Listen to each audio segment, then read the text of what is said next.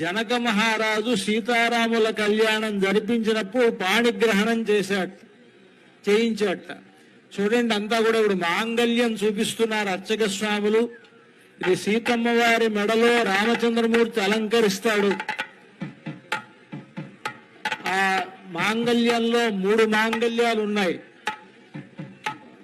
ఒకటి పుట్టినింటి వారి మాంగళ్యం, ఒకటి మెట్టినింటి వారి మాంగళ్యం, ఇంకొకటి భక్తులైనటువంటి రామదాసు గారు తయారు చేయించినటువంటి మాంగళ్యం. అంతా సేవించండి. ఆ మెడలో ఆ మాంగళ్యాన్ని ధరింపజేసేటప్పుడు జగద్రక్షణ హేతునా అంటాడు. ఈ జగత్తుని మొత్తాన్ని కాపాడడం కోసమని సీతమ్మ వారితో ఆయనకు కళ్యాణం జరుగుతున్నది కనుక మాంగళ్య తంతునానేన జగద్రక్షణ హేతునా కంఠేర్పయామి శుభగే. ఇక్కడ మామూలుగా అందరూ కంఠే బధ్నామి అని అంటారు, కంఠే అర్పయామి అని అంటారు. ఆ విధంగా చెప్పాలి మంత్రం.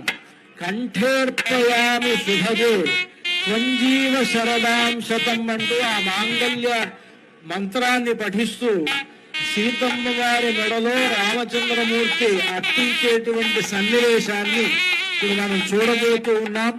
అర్చక స్వాములు ఆ కార్యక్రమాన్ని నిర్వహిస్తూ ఉన్నారు. సాక్షాత్తు రామచంద్రమూర్తి సీతమ్మ వారి మెడలో ఆ మాంగళ్యాన్ని ధరింపజేస్తూ ఉన్నారు. సుమంగళీరితి మంత్రేణ శ్రీ సీతా మహాలక్ష్మీదేవ్యాః కంఠే మంగళసూత్రం బధ్వా